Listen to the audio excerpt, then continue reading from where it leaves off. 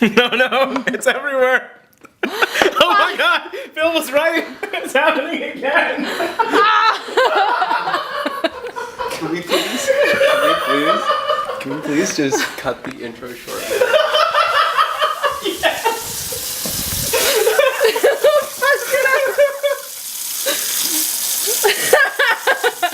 Kind of a beer buddy are. Look at that head. What not to do? It's so hard to pour. And I always do this, that's why. Now I know. And no, just have Fine. Just finish pouring it. There's plenty of beer left. You just chug your glass and finish pouring it. Hello, welcome to Beer Buddies. I'm Philip, this is Shez. There was beer everywhere. This is Shez, and we are Frunk as Duck with Beer Buddies. Today, thank you, we are drinking St. Feuillien's Grand Cru. It's a strong beer, it's a 9.5% beer, and it's extra blonde. It's a hard beer to pour. Oh, well, fuck you, Phil. Yeah, like fucking after I poured half of it already. It's a hard beer to pour from open. There's a lot of head in this beer. There was actually, the first time we poured this beer, there's a shit ton of head. Yeah. So, yeah, it's a 9.5 beer. Extra strong, extra blonde ale. Yeah. So, Grand Cru. This is the first Grand Cru beer I've had. I've seen a couple with the name Cru. I'm not entirely sure what's actually entailed with the beer, but all I can tell right now is that I know it's an ale form, and it's, you were saying this earlier, it tastes sort of like a white wine in cases. Yeah, it's definitely kind of loses the beer taste somewhere. I mean, like it has sort of It like tastes- a bitter but sweet, like something from fruits or grapes that you get from wines. You know? Yeah. To me, it tastes like Tannins. a bitter Pinot Grigio. I don't know. So it's, like I said, it's a 9.5. So it's, actually that's approaching the percentage of wine too. So it's not wines are up there too. So the aroma of the beer, it's not that strong of an aroma. So I wouldn't say that it's an IPA or it's going to be very bitter. But there's definitely a strong scent. It's just not a strong. It's not IPA strong. scent. It's not a hoppy fruity. scent. It's not like a fruity, hoppy scent. It's more of like a boozy scent. Mm. Like the one with the scent that we had with Hebrew that was just, it smelled like paste. Yeah, it smelled like synthesized maple. alcohol. Yeah. It's up there. Yeah, so this doesn't actually smell hoppy. I don't think it's going to be double fermented. Like I read that in the article. Like it's fermented again in the bottle, whatever that means. Grand Cru owes its strong character to secondary fermentation in the bottle, along with the quintessential blend of the most noble hops and the finest fermentation aromas. It's definitely got that. It's got aromas. Yeah, fermentation aromas, I guess. It's definitely fermented. You know, like fermentation is the process in which alcohol is created. So that's probably why it's so strong and smells really boozy. Well, I mean, you can ferment beers different ways. Yeah. That's one of the major distinctions between lagers and ales. Beyond that, it's just the ingredients. But I mean, it's really boozy. So that means that there's a lot of fermentation of the sugars in there, because that's what causes a lot of the booziness. Anyway, so going out of color, this is a extra blonde. Jinx, you owe me a beer. It's not even a full beer. So it's extra blonde, if that isn't a giveaway of what it's going to look like. So you can see it's very yellowy. It's very yellowy. I can even see it's so I can actually see some of the fermentation of the yeast actually floating around in the beer. Yeah, I mean, the fermentation, you can see a lot of the stuff floating around in there. Yeah, which isn't a bad sign. I mean, like, a lot of good beers have that. Yeah, well, I mean, it depends on the beer. Cause like one of the most flavorful beers that we've had, West Letter in 12, that had like a lot of sediment in there too, yeah. Yeah, it had a pool of things that have fermented in the glass, but it also, you know, I've had people that say they don't like it when there's fermentation. Cooper's Sparkling Ale always has fermented yeast in there.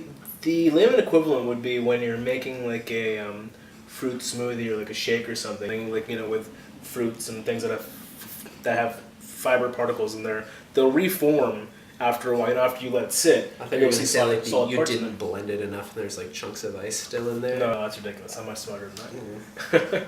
No, but that would be the layman equivalent, just having bits of what the material that it's made of is in there. So we've done color, smell. We have to move to taste? Yeah, smells strong. So since you've Boozy. drunk a lot of yours, maybe I should do the taste. Après booze. Oh, yes, I know. Je ne parle pas. If I was going to compare it to anything, like I said earlier, tastes like a sour or bitter, like a bit sour, bitter Pinot Grigio. For those of us who don't automatically know what a Pinot Grigio tastes like, It's like the most common one. enlighten us.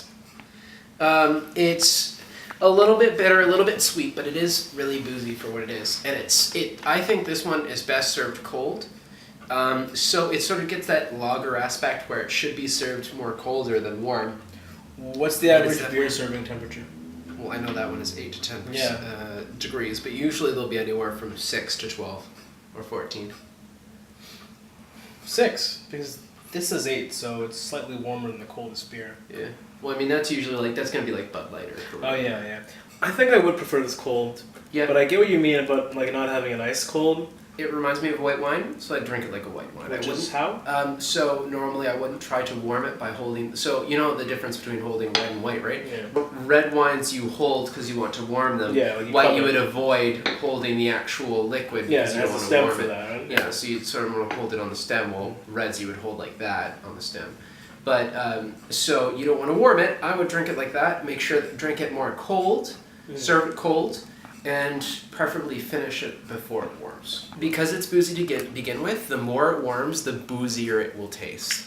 And that will come out when it warms up. Yeah, you kind of forget about it when it's really cold. I wouldn't rate this too highly just because I don't like beers that don't warm well because I'll always nurse a beer a lot.